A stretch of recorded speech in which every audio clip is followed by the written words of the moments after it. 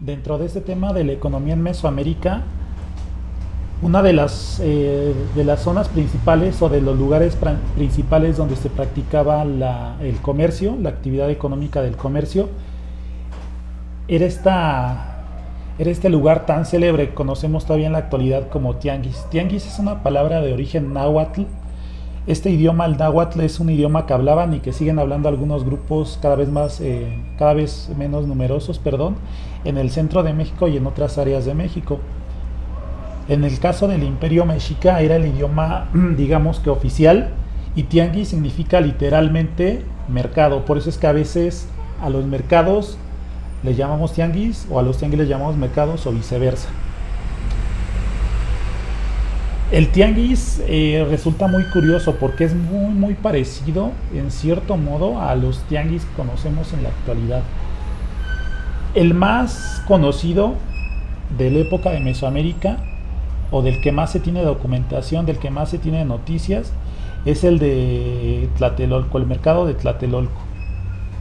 El mercado de Tlatelolco era gigante, era muy ordenado, se vendían diversos tipos de artículos, principalmente vegetales, frijol, chile, calabaza, aguacate, pero también se vendían animales, se podían vender guajolotes, se podían vender armadillos, se podían vender aves como codornices, se podían vender incluso perros que se utilizaban para alimento también, que eran una raza que se llama Xoloscuincle, que prácticamente ya está extinta, sobran pocos ejemplares.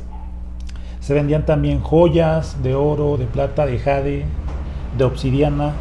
Se vendían también comida preparada, incluso como en los tianguis actuales, que actualmente pues sabemos que se venden, no sé, gorditas, se venden tlacoyos, cosas por el estilo.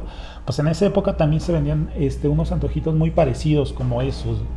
Y de esto nos relata mucho los conquistadores que escribieron libros sobre eso, que escribieron testimonios. Uno de ellos, Hernán Cortés, que nos relata que incluso el mercado era tan grande como una de las ciudades principales de España de esa época, como Sevilla o Salamanca. Era algo grandísimo, era el equivalente tal vez a lo que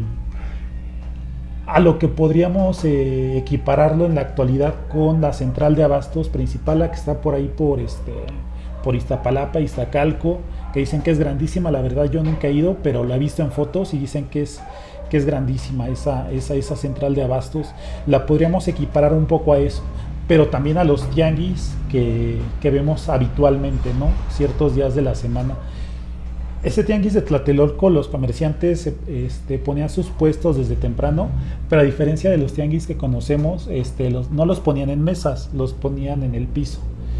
Más o menos como en los puestos de las chácharas, que los ponen en el piso, tiran una mantita y ahí ponen sus productos, más o menos algo así.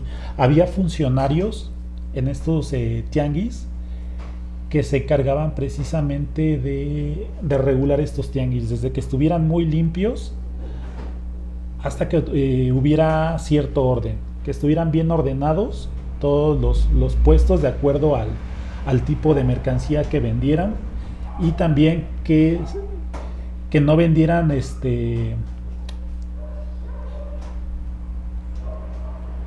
que no vendieran menos cantidad de la que ellos decían, como en los tianguis de aquí. Ya ven que aquí pues te venden kilos de 800 gramos o cosas por el estilo, ¿no? En ese sentido eran más ordenados y más honestos, más no digo que todos, no digo que todos, pero sí pasa mucho en algunos tianguis.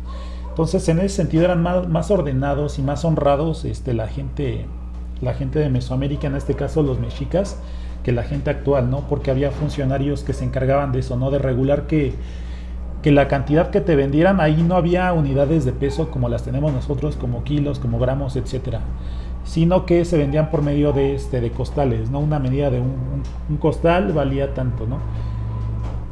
Entonces de eso se encargaban. Básicamente esta era, digamos, el lugar preferido, el lugar, ¿cómo llamarlo? El lugar más común en el que se vendían las mercancías de los comerciantes y también de los agricultores. Los agricultores iban ahí a vender su cosecha y la vendían o la intercambiaban por otros productos. Entonces es muy interesante cómo este tianguis es muy parecido a los mercados actuales y que incluso la palabra tianguis que sigue utilizando en la actualidad proviene de esa época y sigue tan presente en el habla cotidiana de los mexicanos, ¿no? Para que se den cuenta todo ese, ¿cómo llamarlo? Toda esa base cultural que la seguimos heredando los mexicanos actuales. Esta imagen que están viendo es de una maqueta que está en el Museo de Antropología, lástima que no esté abierto. Cuando lo abran y cuando estén las condiciones dadas, me gustaría que lo pudieran visitar. Es un lugar muy bonito, se van a entretener mucho con este Museo de Antropología. Y ahí hay una maqueta muy bonita del tianguis o del mercado de Tlatelolco.